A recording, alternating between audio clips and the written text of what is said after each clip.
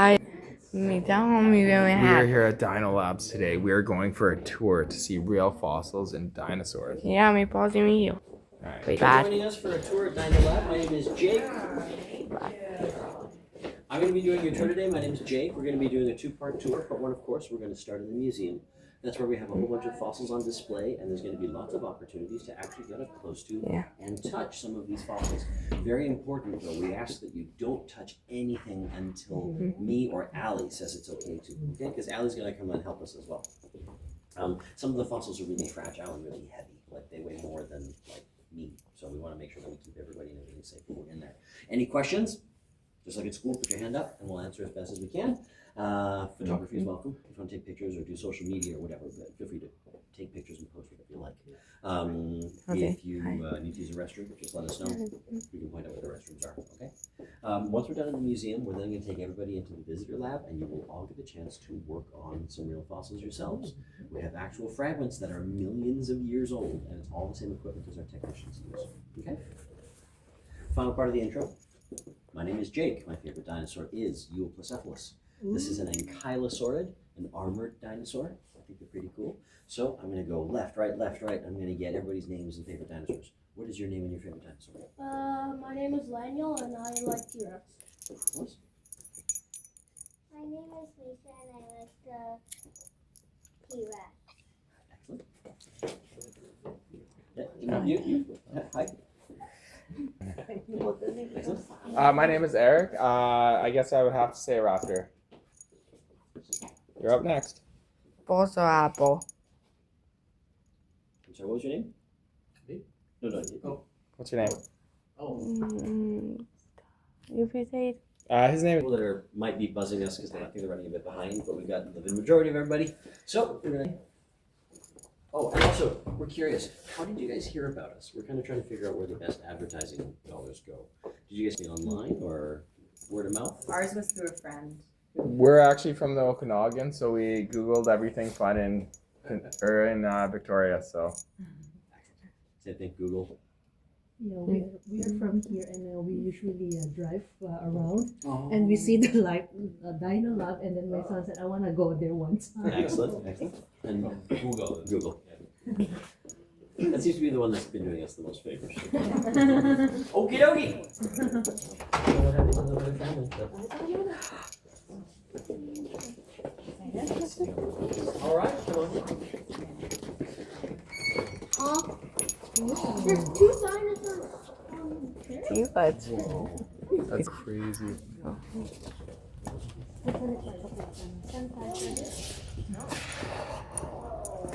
Yeah. Okay, guys, I think everybody stay together as a group just because there's a lot of cool stuff that's happening here, and there's lots of really fragile stuff as well. So I'm liking that everybody went to the hand sanitizer first. We're all going to be touching fossils. So Yeah, me positive. Hi. all right, and it's kind of nice because if you stand by the hips here, it gives you a really good sense of just how massive this animal is nose to tail. So this is Victoria the T-Rex. Named Victoria because that's where the skeleton was restored. The actual skeleton was dug up near Faith in South Dakota. This is one of the most complete tyrannosaurs ever found. And what we're looking at here is an animal that, when alive with all of its muscle and skin and everything on it, is probably going to weigh about 10 metric tons. Oh, Daisy. Right? Land-living carnivore. Yeah, exactly. So what we're looking at here is an absolutely massive animal. When this thing is standing next to you, it's going to be about 4 meters tall at the hips. That's like 15 feet tall at the pelvis. And then those hip bones, they're attached to an animal that's going to be like 12 meters long, nose to tail. Almost 50 feet, nose to tail. Just because an animal's big and a scary carnivore with lots of teeth doesn't necessarily mean it's invincible. Lots of nature shows like to show things like lions and tigers and everything always catching what they want and always getting a meal without getting hurt. Nature doesn't always work that way. Lions, for example, lions fail like 60% of the time when they're hunting things. And it's not uncommon for things that they're hunting to fight back. Because guess what? If you're a plant eater, you probably don't want to get eaten, right?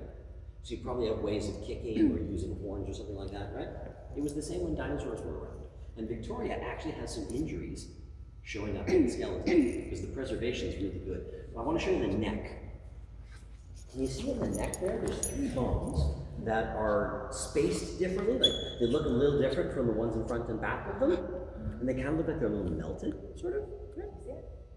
Those 3 neck vertebrae, cervical vertebrae, those got crushed while the animal was alive, and the injury didn't break through the spinal cord. So this animal had a broken neck, but survived. Those 3 bones healed, and they kind of fused together to support the injury, which is why they look different now. So a T-Rex is an animal tough enough that it could potentially survive a broken neck like that. Being next to the neck and the shoulders, it also means I'm close to the dinky arms, right? The dinky arms are always what everybody makes fun of. Well, Tyrannosaurus has these tiny arms because, compared to other meat-eating dinosaurs, we don't think they're using them the same way. Things like raptors, things like allosaurs, they're probably grabbing onto prey and slashing and pulling things towards their jaws. Tyrannosaurs are just using their jaws. T-Rex has a massive skull, really, really big, lots of thick bone, really heavy. This skull is like a hammer. When it bites into things, the skull doesn't bend at all. It just powers through whatever the T-Rex is chomping on. And by having all that really thick bone as well, it means that the muscles powering the jaws have extra anchoring, right? There's bigger surfaces for the muscles to attach to. T-Rex has a bite force of 4 to 6 tons. It's like the weight of multiple pickup trucks driving those jaws closed. And because the jaws are so heavy and the skull is so heavy, it throws the balance off. If you're a T-Rex, you're a seesaw, right? Your balance is over your hips, you're a big teeter-totter. That's why a T-Rex also has such a big tail. A lot of people don't realize how massive a Tyrannosaur tail is. 47 plus bones in the tail. It's all gonna have muscles as well, and that's gonna help balance. Because otherwise the T-Rex is gonna fall on its face, right? It's really front heavy. So, if you're using your jaws and you're really heavy in the front, and you don't need your hands because you're biting stuff to death instead, make the arms smaller. It's kind of the same idea, like ostriches, right? Ostriches don't soar around like eagles or anything anymore, so they don't really need the big wings. So their wings are reduced, they're small, right? So we think T-Rex is sort of the same way. Now, if we stand in front of Victoria's nose, I want to show you some things in the stomach.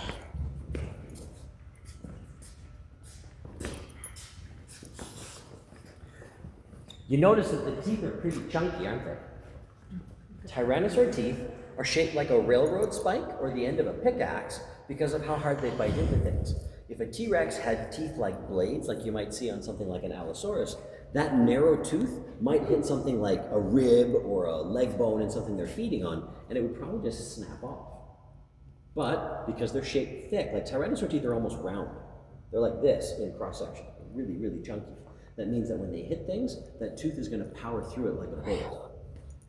So when they're biting into things, they're not so much slicing prey as basically kind of pulverizing it, and then they clamp down with all that strong bite force, and then using strong neck muscles just yank their head back and rip off whatever they've got their jaws around. You can see the T-Rex has a lot of windows in his skull. Lots of dinosaur skulls have windows like that. They all do. And if you didn't know how a dinosaur was built, it would be kind of hard to know what window holds what. Some of the windows in the skull are going to be for the nose. Some of the windows in the skull are going to be for where muscles and sinuses are going to go. But, really importantly, some of the windows are going to hold the eyes. These are about the right size for T-Rex eyeballs.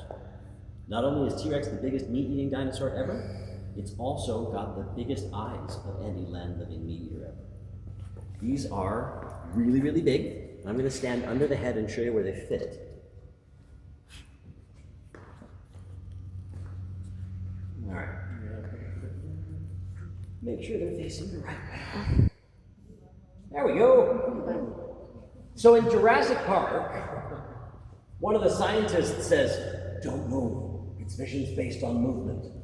That's really bad advice, and it's not true. If you were standing still in front of a T-Rex, it can absolutely see you, and it's going to eat you. Tyrannosaur eyes, did you notice the eyes face forward, right? Did you also notice that the side of the Tyrannosaur's muzzle, right, it's scooped away so that the nose isn't in the way, right? The left and right eyes, their fields of vision overlap. That means that a T-Rex has stereoscopic vision. You know who else has that? You guys? Humans have stereoscopic vision, so do lions, tigers, bears, eagles, falcons. Basically, if you're a really active predaceous animal, you're going to have that kind of vision because it means that you can see what you're trying to chomp on, right? You can see what you're chasing. Also, because of the size of the eyes and the shape of parts of the brain that can be found inside the skull, we know that tyrannosaurs also have vision that will let you, they can see you a couple of kilometers away. So their eyesight is it's really similar to modern birds of prey. So this is not really an animal that's standing still in front of would-be enemies. But I have to be honest, this is not Victoria's real head. From the neck down, restored skeleton, but the skull weighs too much. If you're a fossil, you've been underground for so many millions of years that your bone is basically turned to rock. Starts out as living bone tissue, the animal dies, then the bone gets buried, gets filled in by minerals from the soil and from the groundwater around it, and over a long period of time, it basically turns into a rock copy of the bone that used to be there, which means it gets really heavy. The real Victoria skull weighs about 450 pounds. So to have it mounted like this in this lunging position, they'd have to have a whole bunch of metal posts and stuff. It wouldn't have looked very nice. So we have a 3D printed copy of the skull attached to the skeleton, and we keep the real skull right there. So if we come over here, this is Victoria's real skull. And I want to show you another injury. See this bone here? Makes up the lower jaw on the left side. It's called a dentary. For you guys, it's the left side of your chin. T-Rex doesn't really have a chin, but we'll just say that's where it is, okay? That's where it is on us anyway. Meat-eating dinosaurs settle arguments with each other by something called face biting. It's exactly what it sounds like. Two tyrannosaurs meet and they're going to fight over territory or mates or whatever. They're going to basically roar and they're going to snarl and chomp on each other, lock their jaws together, and they're going to bite and snarl and chomp on each other's heads or necks and faces to show who's the strongest and to show who's boss. In the case of Victoria, it looks like another tyrannosaur sunk a tooth into her lower jaw. This is a copy because we can't pass the original one around. We digitize our fossils, by the way. When something is completed, we scan it. And that means that if we want to share information, we can email 3D scans. But also for things like this, we can pass around an exact copy and not have to worry about damaging the original. See this? That shouldn't look like that. This gnarly patch here, that should be just as smooth as the bone over here. This is an injury caused by another T-Rex tooth, we think, breaking through the surface of the bone. And you know what? Pass it around. Tyrannosaurs eat a lot of dead things. We know they hunt stuff. There's been healed tyrannosaur bites found in fossil bones. But they also won't pass up a dead triceratops. You find a dead triceratops, guess what? That's like 7 tons of free food, right? Also, if it's already dead, you don't have to risk getting stabbed by horns. So, by the way, this is a copy of one of Victoria's teeth. Check that out. So if you're snuffling around in the guts of an animal that's been dead and lying in the sun for a week, you're probably going to get all kinds of rotten, gross bacteria and bits of food and stuff stuck in your teeth. And when you bite another animal, there's a pretty good chance you're going to push some of the bacteria and stuff into the wound, and it's going to get infected. In the case of Victoria, that's osteonecrosis. Fancy word. Wow, necrosis. Yeah. Dead of the tissue. Yeah. The bone tissue is actually rotting in the animal's jaw while it's still alive. And also, do you notice that in the real skull, there's a lot of teeth missing? Notice so many empty sockets, right? The infection's actually spread up and it's causing the teeth to rot out of the mouth.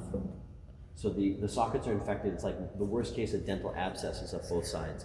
So this T-Rex is in a lot of trouble because it's missing half of its weapons, but also the jawbone's wrong. Can you imagine? You're trying to eat something, you can't because half your teeth are gone, but also when you close your jaws, you're putting pressure on rotten bone all around your mouth. Yeah. Really painful. Excruciating. Yeah, so we think, unfortunately for this T-Rex, it's probably dying from a mixture of starvation and something called sepsis. Sepsis Wow. is really nasty infection. Not a happy way to go. Any questions about T-Rex before we move on? Okay, we're going to go to the Triceratops corner next. That was the other favorites that we had.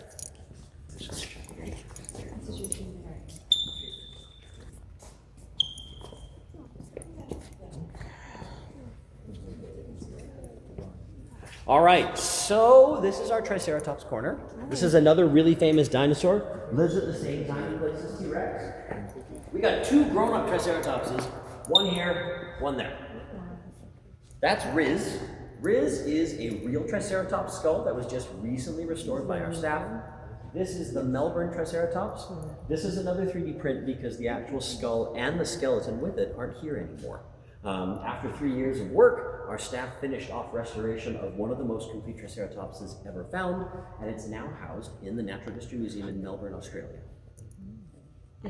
When you see recent, how recent? Oh, they finished that off like what, 3 months ago? Yeah. 2 months ago. And then how long will that have? That particular one, that one was again like less than 6 months.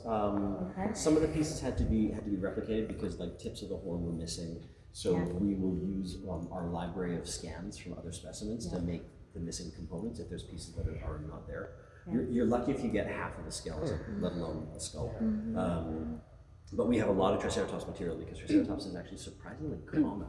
There's a large amount of them, which is why they're so popular and we know so much about them. Okay. Yeah. And then discovery of them. Yeah. Triceratops was discovered, I think, in the late 1800s, and I think it was first discovered in Wyoming or Colorado, and it was first mistaken for an extinct bison because the first fossil found was the top of the forehead with horns, and nobody had seen any dinosaur from this family at that point when they uncovered it, and it was named Bison alticornis because that was just a giant prehistoric bison from like the Ice Age. And then it wasn't until later when they started to find more of them that they realized, oh, okay. The first good Triceratops skull unfortunately didn't survive the excavation because it was found by a cowboy who didn't really know anything about it. He's like, well, I'll just throw molasses over it and try to yank it out with my horse. And of course the skull exploded as he did that, and they had to get all the pieces and try to fit it back together, and things were missing. So it took a while before people really understood what Triceratops looked like. We now know that the ceratopsians, the horned dinosaur family, is really extensive. There's like 30 plus different types of horned dinosaurs. Triceratops is the first one found, it's the last one that ever lived, and it's also the biggest. But there's many, many, many more types of horned dinosaurs. They're a pretty amazing group of animals. So, we've looked at these two. By the way, these are grown-ups. We know that they're grown-ups because of the shape of their horns. Dinosaurs change shape as they grow up. Baby Triceratopses aren't born a giant. They're going to come out of an egg relatively small, and their horns are small as well. And they actually are stubby like on a baby goat. And they curve backwards. If their horns are does it regenerate? No, unfortunately. No. It's solid bone. It's really similar, even though they're not related. It's very similar to like a cow horn or a goat horn. Yeah, bone in the middle and keratin on the outside. But adult Triceratopses have meter-plus long horns that stick out over the snoot like that. So if you see a Triceratops in a museum and the horns are facing forward over the snout, it's a grown-up animal. This one isn't though. This is like a teenage Triceratops, and this is the first dinosaur you get to touch. You want to talk about Dozer? Sure. Okay, so this is Dozer. Also a contemporary of Tyrannosaurus rex, so they lived at the same time, 65 million years ago. And of course, like Jake said, because this is a dinosaur petting zoo, you guys can come up and give Dozer a little pet. Please. don't be shy. Little one. You noticed my scientific model? Yes. If you're having difficulty seeing where Dozer is, he's lying on his side like this. So you can see his brow horn. Yeah, brow horn. Okay, so see how it's laying down? Nose horn, nose, teeth, eye, big frill. Kind of gives you a better perspective. Dozer because he's now I dozing. see it. Yeah, there you go. Your little arms can't reach our ears. Yeah, you can get in there. Well, you can get inside? Yeah, that's okay. So long as you don't climb on the animal, I'm fine with it. Yep. Just put your hands on the. There you go. That is fascinating. Yeah. So, what do you notice first about Dozer? The teeth? That's crazy. I don't know. I was just telling her, look at the teeth. Plants? Are we good with plants? Yeah, that is 100% correct. Dozer was a plant eater, and would probably eat things very similar to this if it weren't plastic. So conifers, very fibrous plant material. We might think Dozer ate grass, but there was really no grass around at this time. It was kind of a new sort of plant, so we didn't have grass at the time of Dozer, which is An unusual thought.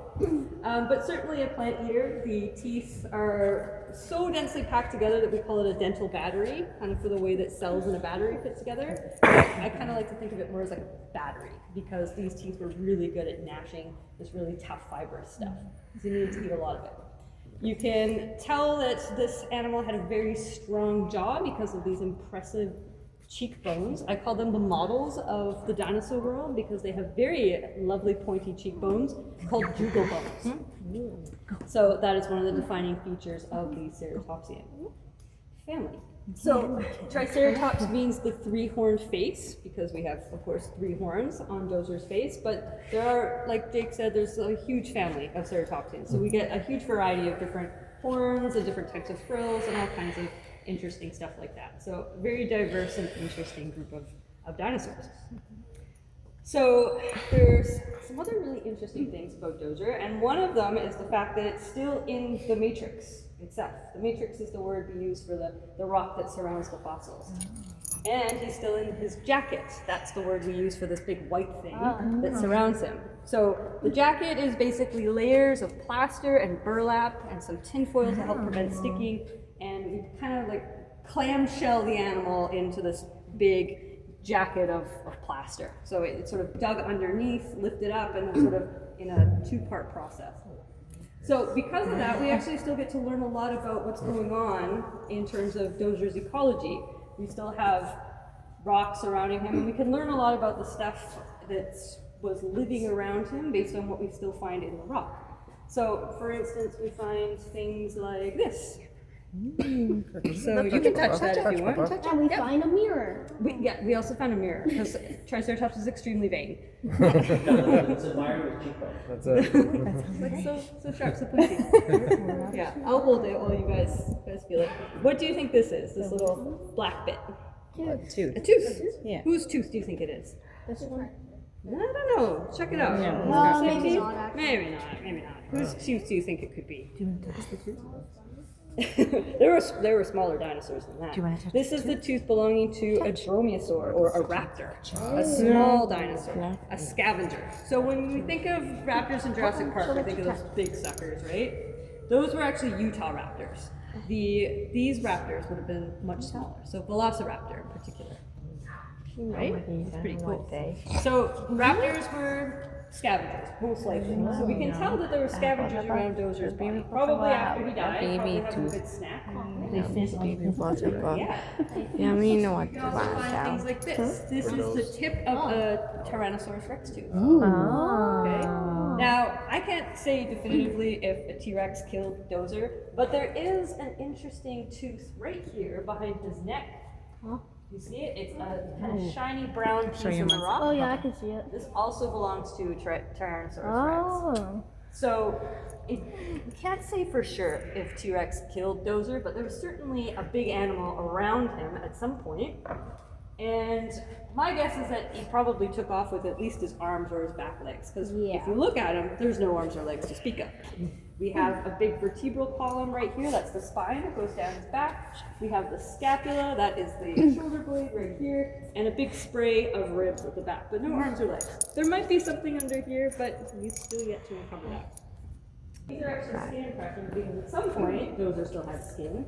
And this rock, which is a very kind of gritty sort of stamp, or at least part of his belly, and created an impression before the animal decomposed underneath. So we actually get trace fossil where we get to see what his skin looked like. If you look at your knuckles, you kind of see these little sort of patterns of triangles and stuff where your skin is. That's the same sort of impression you'd see there. Does anyone have any questions about Dozer before we move on to our next greatest adventure? Dinosaur, and I use those in quotes because it may or may not be a dinosaur. Was he beautiful like that one? He's so beautiful. That's why he's got a mirror. Look at him. Stunning. Absolutely stunning. I'd be looking at myself in the mirror. Right? If you got horns like that, super impressive. This is rock. This is probably a piece of tendon, I believe, from, I don't know if it's from Dozer or if it's from a Triceratops, but yeah. Bit of tendon. Also right there. I believe that's probably part of the same piece. Very observant of you. And observation is key in science. So you are on your way to a good scientific career. Anyone else have any questions before we move on? I'm good? Okay. Jay, would you like to continue? No? Okay, we're good. All right, I will lead you this way then. Sorry. She can't see, so that's fine. Okay, so welcome to our flying creatures corner. Kind of gathering over here. Above you, you have Pteranodon, a member of the pterosaur family, and on my right here, you have another large creature called Hatzegopteryx, who's also another member of the pterosaur family. Now, question for you: are these guys dinosaurs? Yes. Yes? Yes? They're like, oh my god, she's tricking me? Yeah. This could be a trick question. It is kind of a trick question, actually. They are not officially dinosaurs. They are cousins of dinosaurs. Back legs. They kind of are out more to the side, almost like a salamander would be on the ground. This is indicative that it is not a dinosaur. If you look at T-Rex, for example, the legs are columnar. They go up and down, just kind of like ours. We're not dinosaurs, okay? Just to be clear. I've had that question before. But this would be definitive of a dinosaur, whereas this is not. So, this, in fact, is not a dinosaur. It is a prehistoric flying reptile. Oh, it's a bit of a mouthful. Pterosaurs. Yes, a pterosaur. So we call them pterosaurs instead of dinosaurs. Now, there are much bigger versions of this. Okay. In fact, our Hatzegopteryx over here. Can you guys say that? Hatzegopteryx. It took me like a week. This is only half the size of what Hatzegopteryx would have been in real life. So I think these are nightmare fuel. We also had one that I believe was 8 times the size of this, Quetzalcoatlus. Yeah, Quetzalcoatlus is a 10 to 11 meter wingspan. So if you can imagine a flying animal with a wingspan that is almost as wide as a T-Rex is long. Yeah. So very, very large creatures, but very light at the same time. Fully muscled, he was probably about 100 to 125 pounds, this Pteranodon in particular. So were they grabbing people and throwing them into the jaws of Mosasaurus? Probably not, also because people weren't around at that time. Were they around? No, they were probably more interested in eating fish with their spear-like beaks here and here. They also can't grip with their feet. Exactly. Yeah. So they're not very good at using their hands or their feet for grabbing things, but they would exist on land on all fours. So this is why I kind of think they're the stuff of nightmares. If you look at Hatzegopteryx over here, this is an example of what they would be like if they were on the ground. Little hands, right? And you can see these little tiny fingers. And this long bone out here is actually its 4th finger, which would be like its ring finger. So we've got like this situation.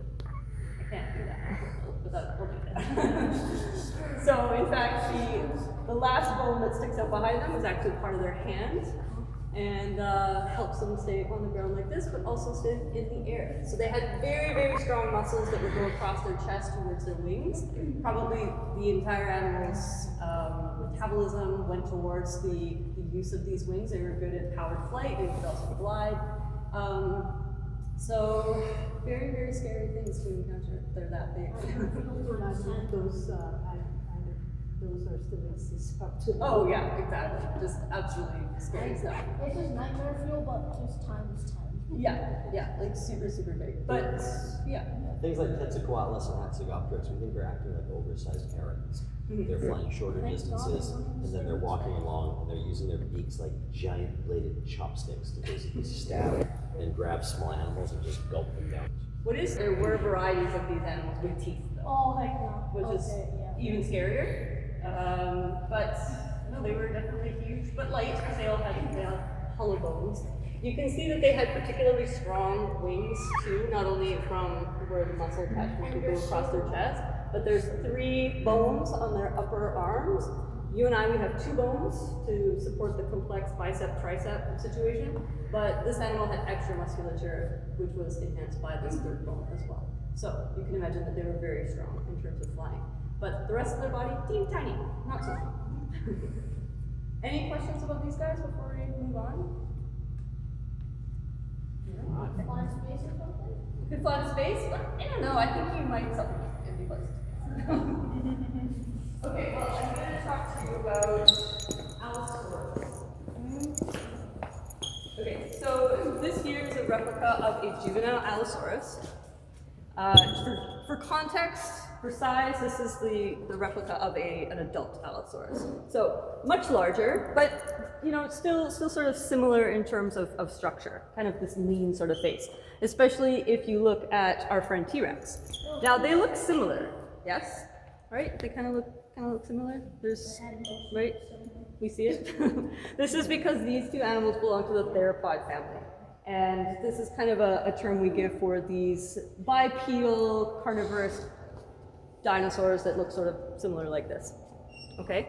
Now, the interesting part, though, is that we look at T-Rex, we look at Allosaurus, we think, oh yeah, these guys were chilling together. T-Rex, 65 million years old, whereas Allosaurus is 150 million years old. So technically speaking, T-Rex is closer in time to you and I and the internet than he is to Allosaurus. There would have been fossils of Allosaurus under the feet of T-Rex. So figure that one out. Big span of time. Now, like we're doing with T-Rex, we can learn a lot about Allosaurus just by looking at the bones and at the body. Very different in terms of, like, we've got a big, chunky, thick animal over here, and this was a little bit more lean and probably a little bit more nimble too. Now, definitely wouldn't be as fast as a cheetah, but maybe upwards of like between 15 and 30 kilometers an hour. Am I right about that? Faster than me, for sure, and faster than any of us.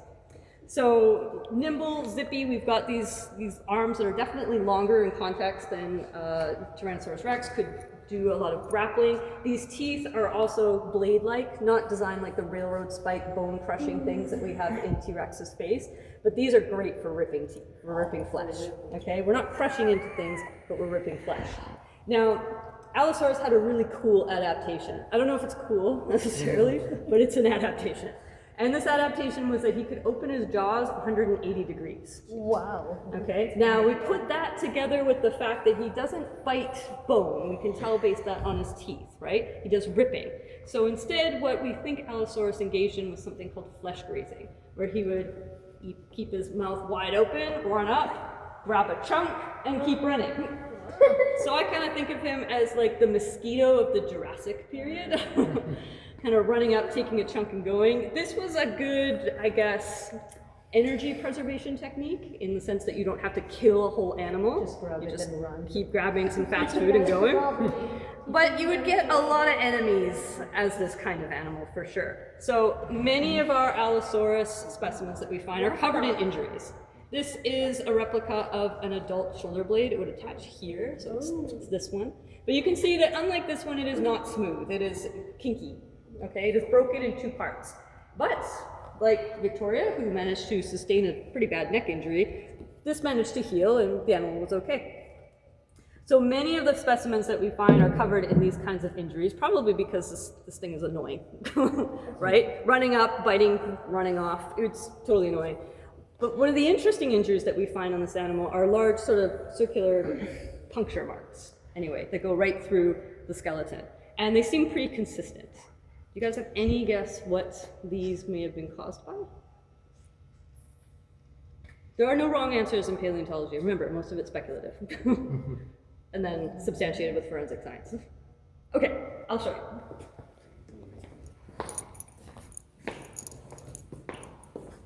So, welcome to my cabinet of curiosities. I'm sure you guys are familiar with this animal. What is that? Who's this? What kind of that? No, yeah, you know.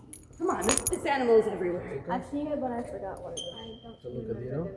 For sure, that one is Stegosaurus. I did say it, and I didn't say it out loud. This is Stegosaurus. You guys knew. I know you I've knew. seen it before, I just I can't think there's a blue wood window. Yeah, so there you go. You know what I was talking about. So Stegosaurus means the roofed lizard. Now, anytime you see the suffix saurus, that stands for reptile or lizard.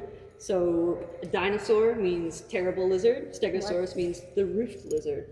And the reason we call him that was because back in the olden days when we first discovered Stegosaurus, these plates, which are called osteoderm, were found in sort of like a hat or a roof shape over top of the animal's body.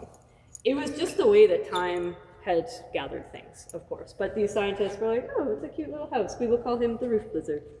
But as science evolves, we discovered that no, they would actually stand more erect like this and would probably have been used as a mechanism for display and particularly probably for scaring off predators. So if you're looking at stego like this, okay, maybe I can come up, you know, engage in some kind of combat, but if he stands to the side, he's a little bit bigger and more scary.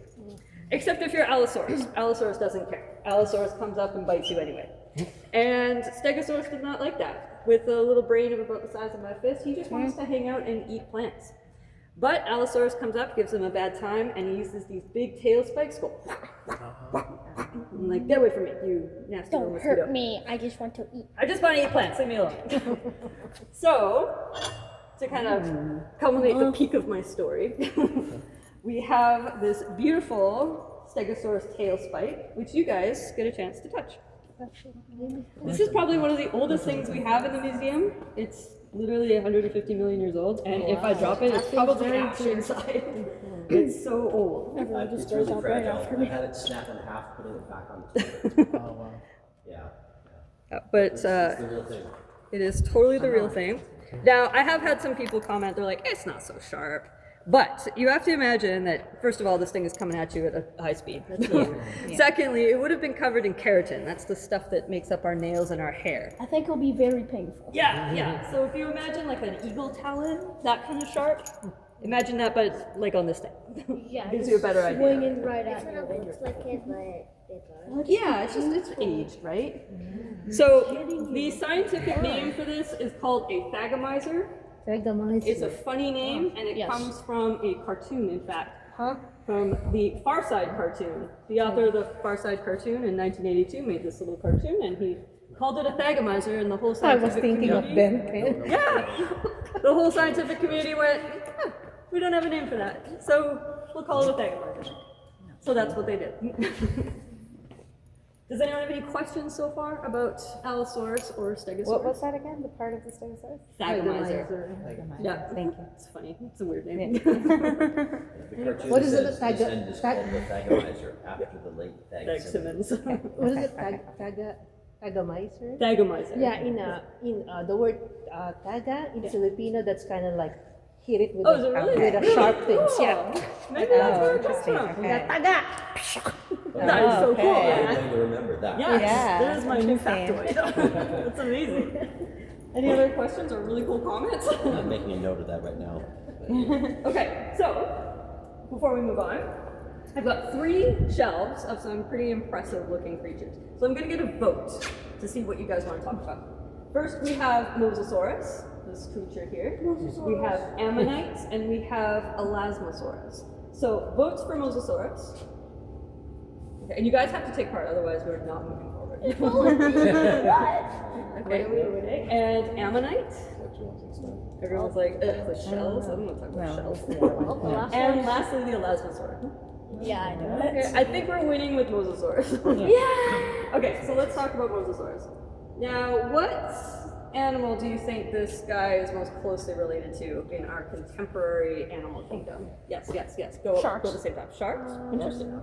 Maybe like a whale shark or a whale. Okay, I like this. What do you think? Alligator. Looks like an alligator. I would say an alligator. Like, he totally looks like that, right?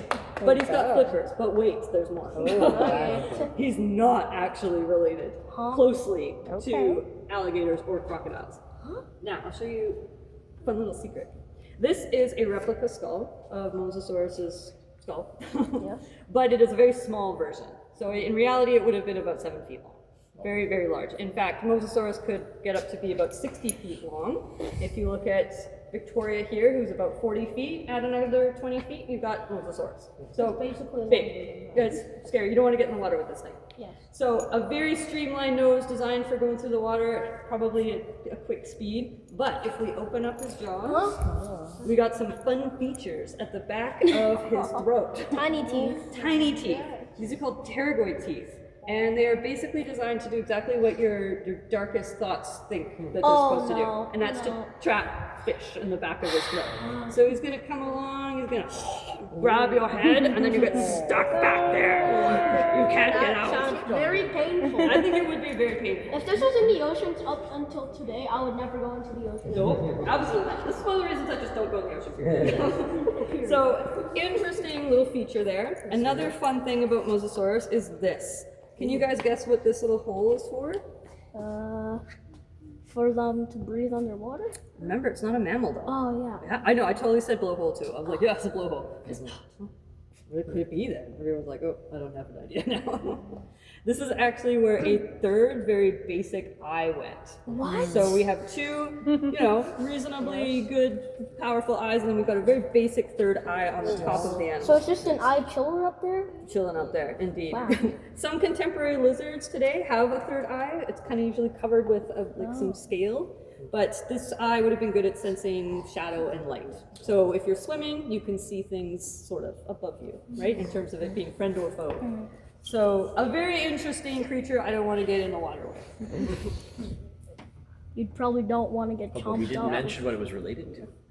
Oh, right, that's right. I did. Sorry. The pterygoid teeth, indeed. I missed that part.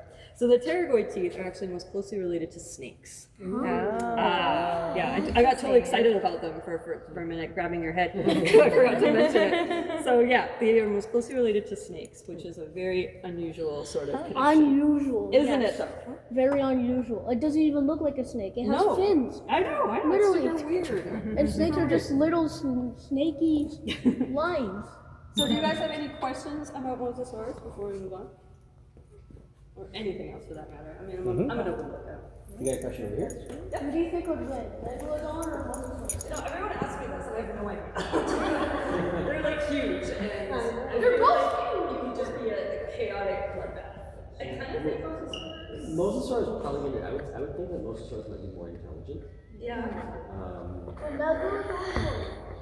I've never met them personally, but I imagine it would be terrifying. I think it would be a very close fight. Megalodon also has the advantage that it doesn't have to come to the surface and breathe. That's also true.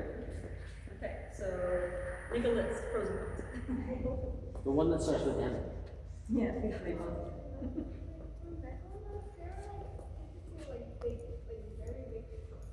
Giant sharks. They're just giant. And today, like, there are megalodons that are like the size of your head. Literally. Or your ant. They're huge. We will look at some. Oh, we Shall we will? move on to the next greatest adventure in our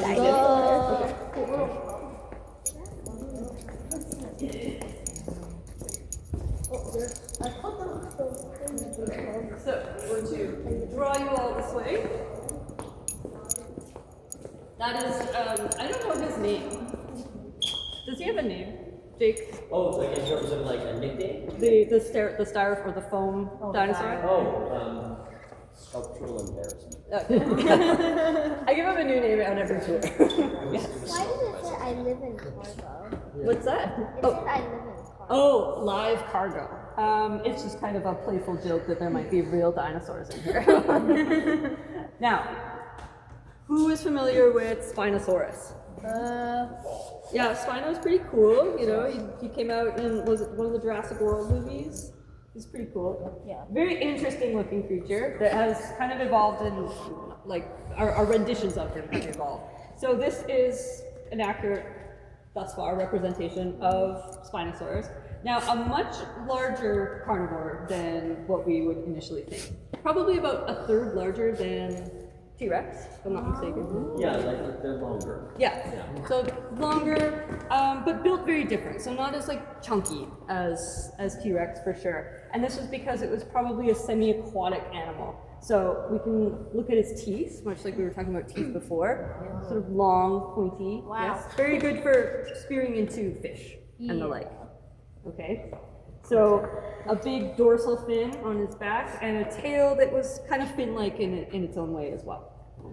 They are very odd creatures. They're also very difficult to find. We don't have a lot of Spinosaurus specimens, just basically due to the nature of it not being able to fossilize in its environment very well. But we do have this arm. Everyone's like, Imagine that was just his body. I know, after seeing Victoria, it's like, well, it's an arm. But actually, this arm is very impressive. This is the most complete arm in North America, if not maybe a greater surrounding Look like area. a huge Yeah, metacarpal. exactly, right? I mean, if you look at its claw, it's the size of my hand. It is an Imagine that was impressively large just hand. that was just a dinosaur. It was just an arm. It's crazy. But the reason it's so impressive is because probably our most complete Spinosaurus specimen Oh wow. existed in Germany in 1944, and unfortunately during World War II was bombed and we lost that specimen.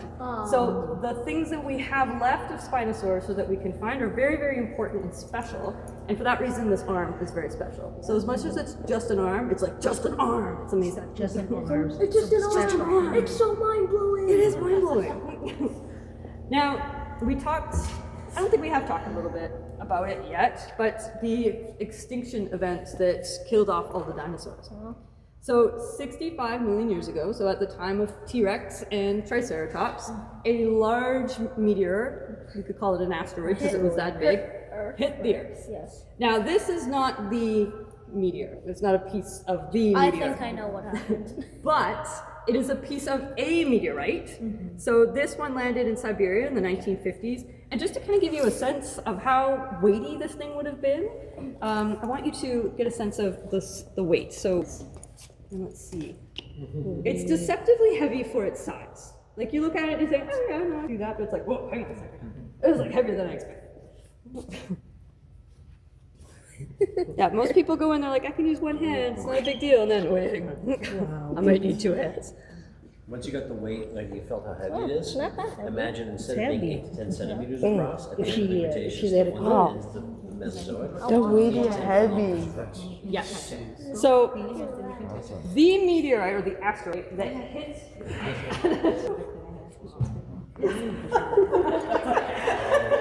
So, the one that struck the planet 65 million years ago would have been about the size of Mount Everest. I've even heard estimations that it was larger. Traveling 20 times the speed of a bullet, struck the Earth with so much force that it actually tipped the Earth off its axis ever so slightly. And essentially vaporized upon impact. So where it hit in the Yucatan Peninsula, we can see sort of the remnants of where a crater may have been, but we don't actually find the meteorite. And this is because it vaporized. And a lot of bad things happened in this cataclysmic event. First of all, impact. Terrible, okay? Ecosystems flattened. We have tsunamis being pushed out across the Earth. We have maximum magnitude earthquakes because the tectonic plates are just absolutely tremors. And in addition to that, we have a hail of glass, like fiery glass. So this vaporization sends up all of this material into the sky on fire, and then as it starts to come back down to Earth, it cools and turns to glass. So we have fiery glass raining on any kind of wood or plant-like material, causing fires. And consider what's that asteroid compositions? Yes. Chemical composition of it. Yeah. Yeah. So this is like 99.9% iron. Yeah. And extra space material to go in it. But lastly, the worst part about this is the volcanic activity that happens because of this. So a chain reaction sends tremors all underneath the Earth and incites all of these volcanoes to erupt. We have lava and magma, that's a bad thing. But the worst part is the soot and ash that gets trapped in the atmosphere for 2 years, causing absolute darkness, like impenetrable darkness for 2 solid years. That means that plants can't survive. And because we don't have any plant material, at least not enough of it, large things like Triceratops, who are dedicated to eating lots of plants to sustain themselves, eventually die out. Oh man. And then, of course, because we need to eat large herbivores to sustain large carnivore bodies, the large carnivores die out. And this is ultimately what causes the collapse of the dinosaurs, is the collapse of food chains. So, eventually everything starts to go, and within a year, 75% of all species on the planet are gone. But you and I are still alive, so something managed to survive. And I will tell you about those momentarily, but first, I want you to smell this rock. Oh no, it's gonna smell bad. It's gonna smell I've been bad. told that some people have a very special adaptation where they can smell something sweet. It's gonna smell bad, I know. Do you think? Don't be weird. Bracing yourself. Now, personally, I can't smell this special smell, but I have been told that some people. It smells weird. Do you smell it? I can't smell anything. That's pretty good. Mình cao It cao smells pin. kind of weird. Now, to me, it smells like a rock, and I'm going to tell you 100%. This is dinosaur poop. So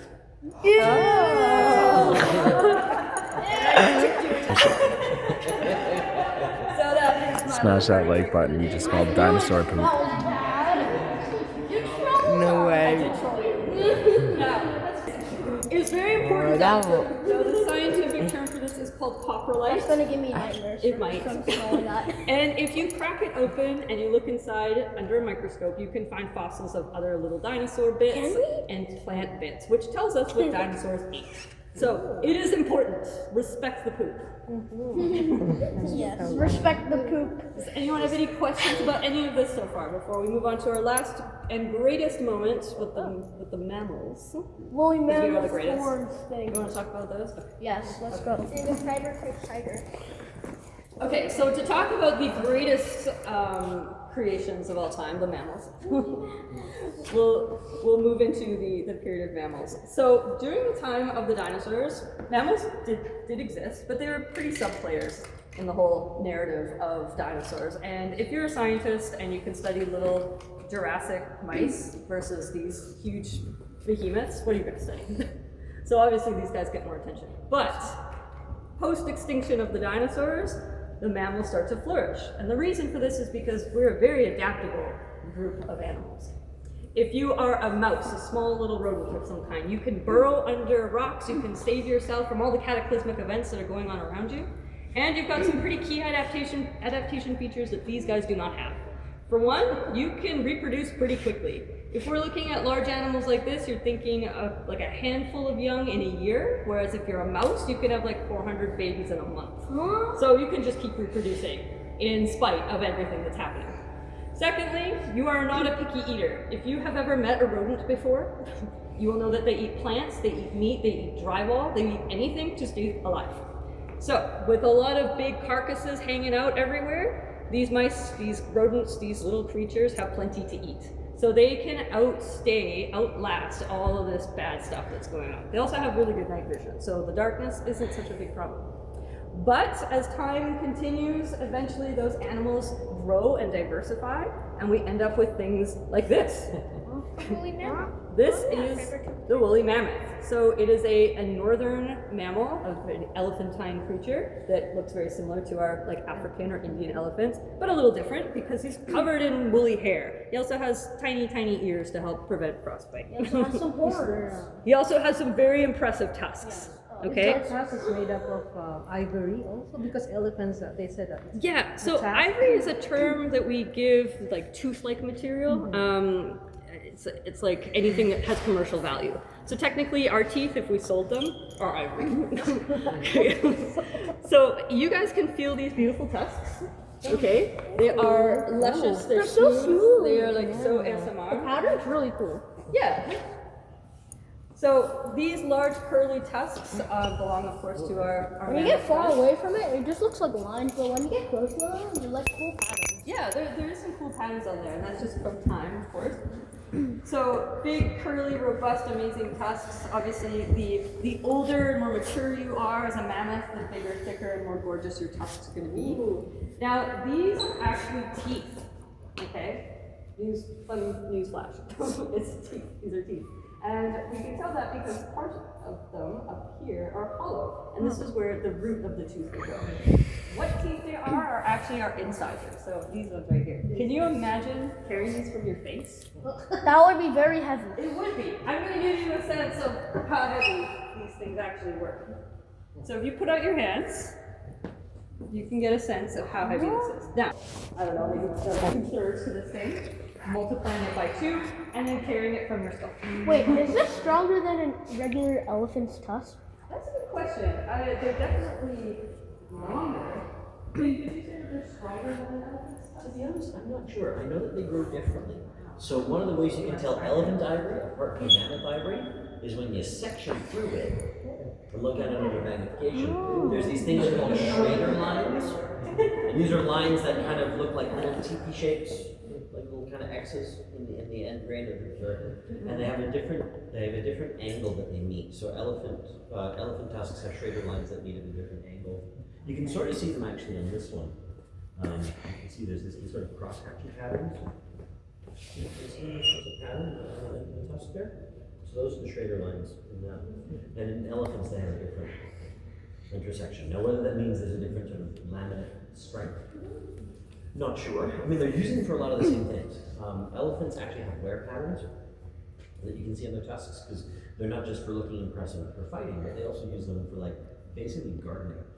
Elephants will use their tusks to snap off branches and knock over things so that they can eat the plants they're knocking over. We think mammoths probably did a very similar thing. A lot of mammoth tusks have wear patterns as well, showing they're snapping off tree branches and digging around for things. They would also use their tusks as like a little trunk rest. So they would rest their trunk on their tusks, and we could tell that because there's certain wear from. We could tell if they were like left tusk or right tusk animals, which is kind of cool. So if you look at this cross section of their tusk, what does it remind you of? The tree. Absolutely. Yeah. And you know what? It actually functions in a very similar way. We could actually count these rings and determine how old this mammoth is.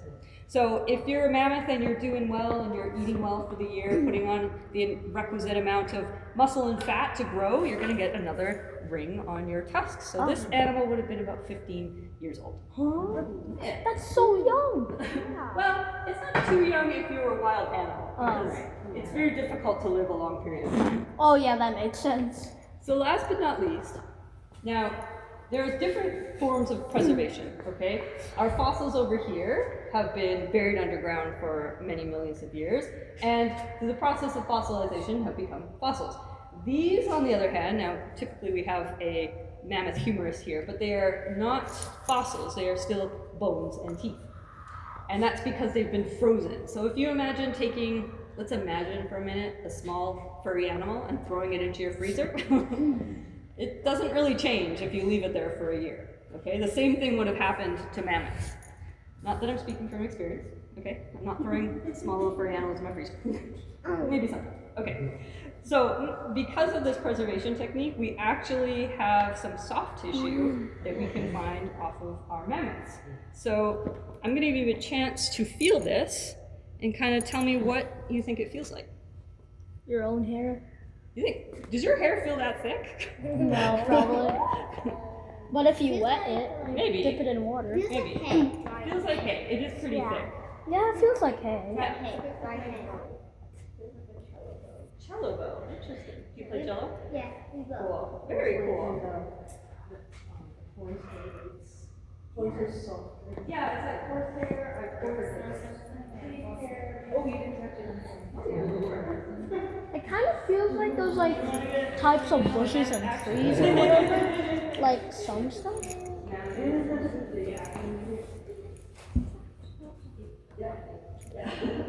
people are like, I don't know about that. And that's totally okay. I would not want to find that in my shower drain at all. But yes, why do you think that it was this coarse and thick? Because they don't wet themselves? I don't know. I don't know. Keep them warm. Keep them warm. That is 100% correct. These are very, very good insulating fibers. So it would have kept this big animal very nice and warm in the high north, in addition to providing some protection from oncoming predators. Well, I mean, if your house was made out of that, I bet you'd stay warm as soon as you get inside. Yeah, yeah. You have a question? Saber-toothed cat. Let's talk about that very briefly. So, another animal during this period of time was the saber-toothed cats. So this is a replica of Smilodon. Okay, so Smilodon means the knife tooth. Oh, Okay, so very, very long, impressive, sort of stiletto-like teeth. It looks very scary. Yeah, this is very scary. This animal would basically kind of like come up to its prey and find soft spots right there. And then Or they just maybe stab. hook its teeth into the back of your skull and carry you off. Now you have to remember that early hominids were around at the time of these animals. I can already feel the pain as soon as you said that. Yeah, so I mean, we have ancestors that did engage with these animals at some point. But a very interesting sort of adaptation when they're kittens, I suppose you might want to call them. They have smaller fangs and then they grow these larger ones in alongside them to provide enough structure for it. But very, very scary and intimidating creature, for sure. Yeah. I would not want to come in contact with that thing. No. You would be cooked 100%. You're cooked. And But plus they very can cool. run like miles per hour, like forever. Not sure how fast they. Well, I mean, they can run pretty fast. I'm sure they could run faster than me. Let's put it that To way. be honest, they kind of look like cheetahs if you look at the replica kind of thing. Yeah, they're kind of like Like a wildcat crossed with a bear. And their lineage goes that far back that they're kind of closely related to bears, but are, more feline in that way. Do you guys think you're ready to dig up some fossils? Yes. Yes. All right, let's do I it. was ready from the beginning. I was born ready. As soon as I came to life, I was ready for it. Okay, so I'm going to get a responsible, capable adult to hold the door. That's you, I nominated you. This room is very... Okay, so there are some lab coats here on the wall. There are some small ones on the bottom for smaller bodies, and there's larger ones up top for adult bodies. Put on whatever makes you feel like a cool scientist. Because the activity we're going to be engaging in is quite a dusty activity, particularly because there's a lot of us. So as you're getting your lab coats on together, I'm going to give you a bit of a safety spiel. We're going to be entering into this room. This is our prep. And as soon as you're all set up, you're going to sit down at any one of these stations and engage with whatever fossil you want to work with. Okay, so freedom of choice. But before you do that, a couple of safety things. A, the lab coats help prevent dust gathering on your coats. Secondly, I'm going to give you some dust masks because these help prevent dust from settling in your lungs, which this dust can be pretty heavy, nasty stuff. So we want to make sure that your lungs are protected. Thirdly, once I give you your mask, you're free to enter the room. You're going to sit down anywhere you want. You're going to pop on your safety glasses. That is mandatory. If you are wearing glasses, you're already good. But I can give you additional safety glasses if you want to protect those too. Then that's fine. There's also hearing protection scattered around the room. Some of this stuff can be kind of loud, buzzy, and annoying, so if you want to pop on some hearing protection, please by all means do it. Now, when we're engaging with the fossil, important, okay? We're not digging into the fossil, we're digging around the fossil, okay? We want to remove the fossil from the matrix. So everyone do this with me, just so I know you're listening. That's it. We went around the fossil. So that said, these things work very much like pens, and they can be very tempting to use as writing implements. Please do not write into the fossil, okay? It's happened before, so I need to throw it out there. I can trust you guys, but please don't write into the fossil. Don't write on that fossil. If, for example, you do break something and you're like, oh, I didn't mean to do that, don't panic, just let me know, okay? Then I can at least address it at that moment, because if not, then I'm like, how did this happen? I don't know what to do with it, so please let me know. Lastly, these tools are sharp. If you look at the walls, you can see these tubes coming out of the walls attached to these what are called air scribes. They're basically like tiny compressed air powered jackhammers. So they vibrate really, really fast against the surface of the rock. They're strong enough to cut through rock, so they're strong enough to cut through skin. So please point away from you. Lastly, as the minute you get seated, don't touch anything. Myself and Jake, we're going to come around and point out what is fossil and what is rock and make sure that you are safe and comfortable. Okay? You guys ready? Okay, we're going to go down that. Jake Webb, he's going to give you some masks. The video bone. No fossils were here. Yeah, he's studying out. Wow. Yeah, I think the supply has run out. Yeah, like this. I mean, Smash that like button. Okay, so these are from the there. They're for you. And I'm going to encourage too anyone that is here with their child, buddy up with your kid. It's a great experience, and you guys get to kind of have eyes on what's going on, which is a good thing. Okay. Do you want to pass? Don't be shy. Just put on your mask though. You want me to help you with that? I can do that. I think I put my mask on. What's this around here?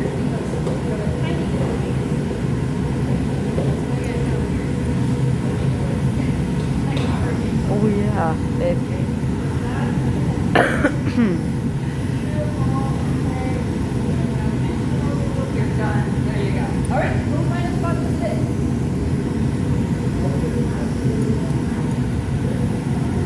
Me too, what we love that one. That's so adorable.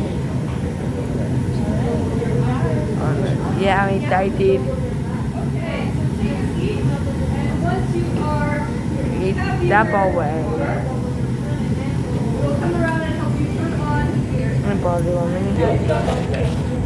So we've got safety glasses for both of you. Yeah. Turn your lights on. Now. I'll probably even just call the camera. Sure, yeah, absolutely. I'll just show you how they both work. You can both use tools at the same time. Oh, okay. So, this one turns on by twisting. So you can see you grab the brass fitting at the bottom, turn the barrel to the left. And to turn it off, turn it clockwise.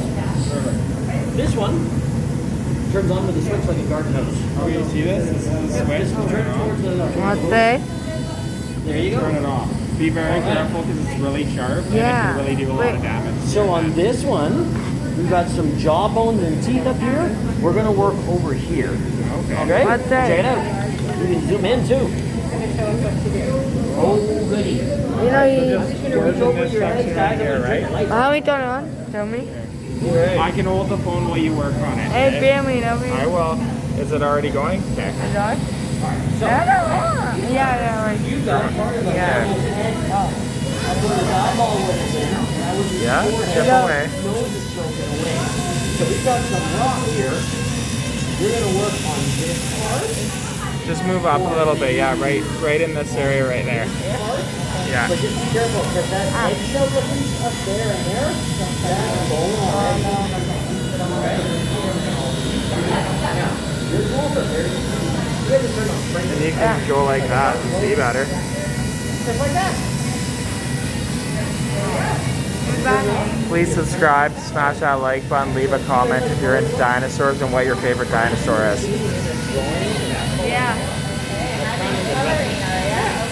So all this area, that's all off there, you're good to go. And for you, sir.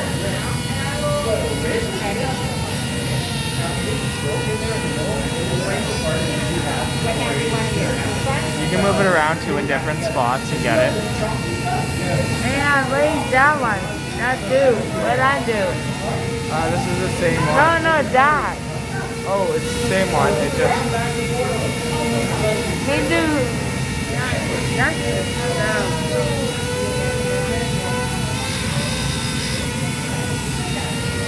And if the lens is in your way, you can move it up. Some people like to use a lens, some people don't. So, yeah. Nice.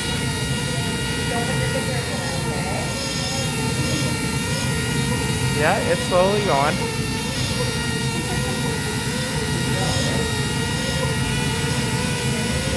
Dino Lab, Victoria, BC. Yeah. This place is awesome. Right, Chad? Yeah.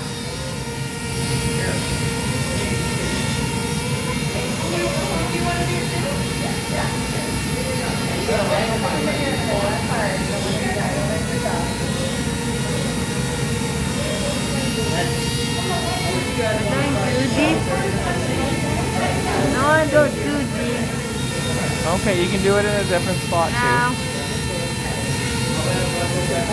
Wow. What bone is that anyway?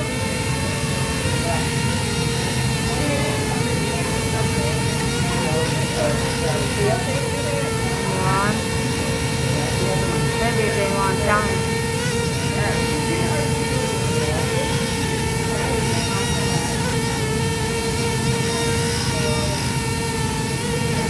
Tell me I don't do this. Yeah, you're doing a good job, Chad.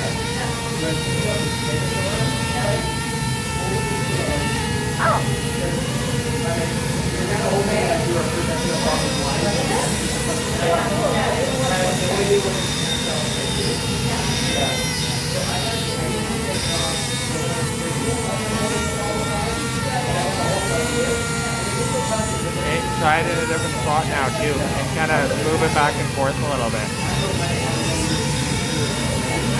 Yeah, you're doing a good job.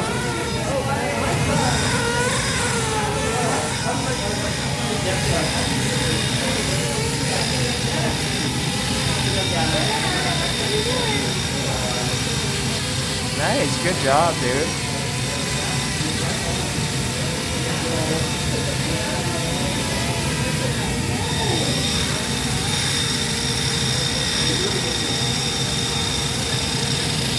There, watch out, I'll brush it for you. Move that. Stop. There.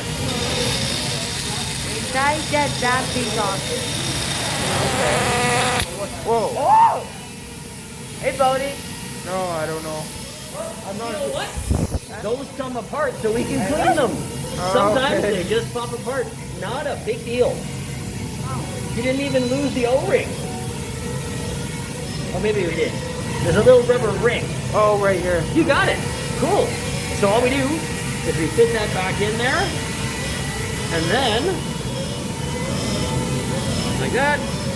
And screw it back together. Thank you. Yep. Also, yeah, so Oreos, yeah, again, I just Hold would on. recommend the safety gloves. yeah, sorry.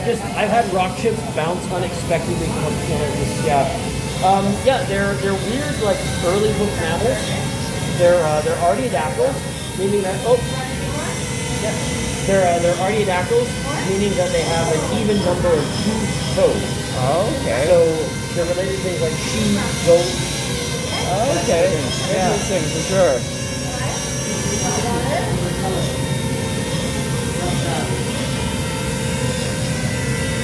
Let me just that thing on. Okay.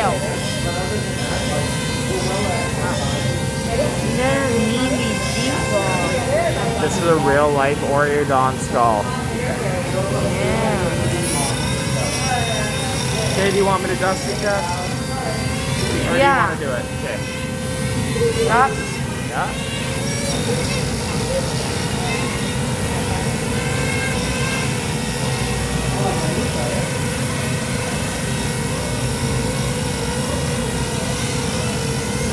Come on.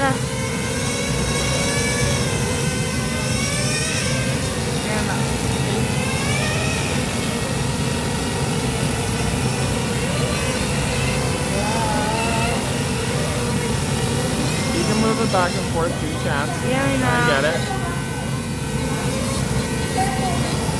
Oh, just a little bit down though. Yeah. Oh, right there. That's a good spot.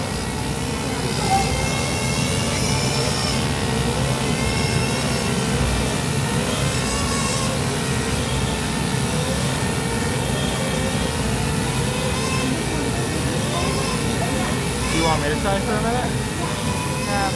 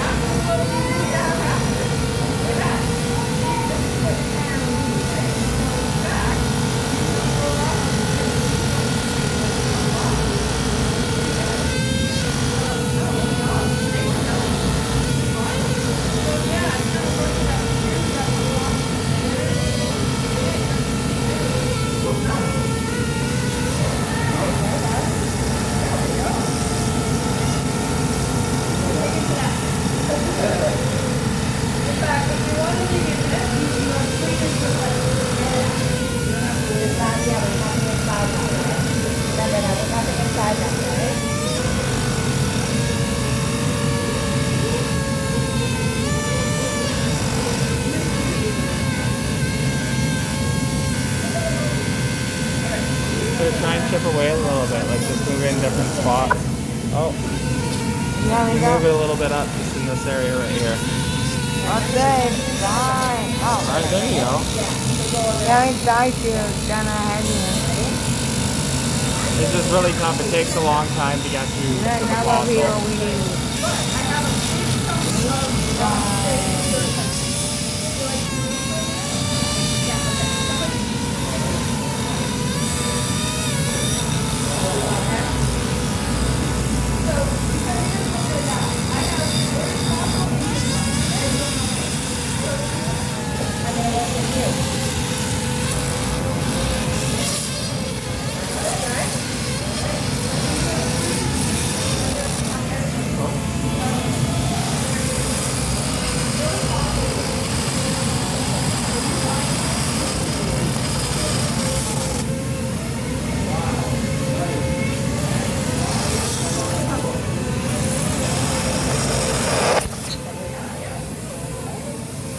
That's okay.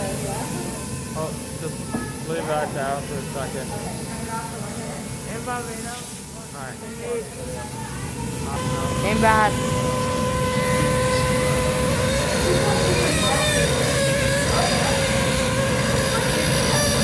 Do you see how she was doing it? Just go on the ends, like right here, all the way down. Yeah, like that. Even a little closer to the end. Start right there. Like, right there. Yeah, see? Not so hard though. You just really, really like. And then here, I'll show you. Can I see that for a sec? Yeah. See? How you're chipping away at it? Just right there. What's this? And then work your way in. Okay.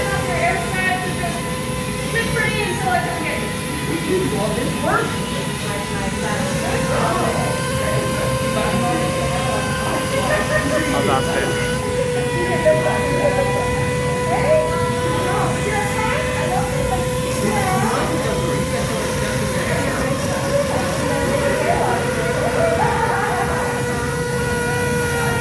Okay, remember to just do this part, right? All the way down.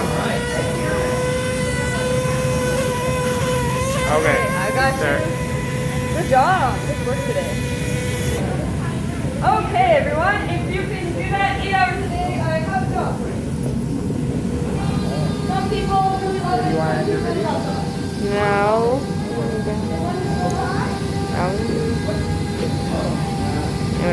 Tasks if you totally want to, but I also have a math receptacle bowl. Sorry. Oh.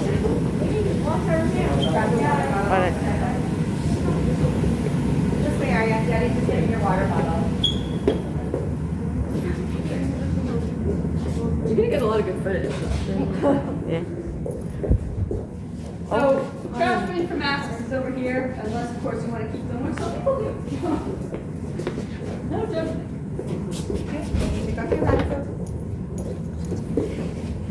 Remember, do you need help with the back? Yeah, you will help me? I will, just one second. Let me turn it off. Thank you. So as you are just rubbing your lab coats, I will introduce you again to this replica of Victoria, who is ripe for photo taking. So you can either stand next to her and give a little pose, or even better, you can get inside her head and get a true feeling for what it's like to be eaten alive. I'm also happy to take any group photos for you if you. Or I'll take a picture of you first. Wheel. Just, you can go inside, just be very careful you don't touch it. Oh. Oh. Okay, smile.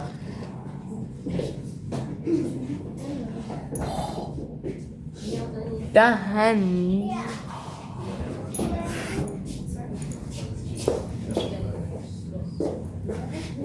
Anyone else? Oh well. Put you all on stage, right? Interactive. Thank you. Yeah, it was a lot of fun. So before you go, a couple things. I have fun little souvenirs for the junior paleontologists in the room, so please do not leave the building without your souvenir. Secondly, we have a guest book. If you'd like to sign it, that would be super appreciated. And if you're feeling generous, a QR code for tips. So if you have any further questions, you may ask me. I'll also be in the gift shop awaiting you.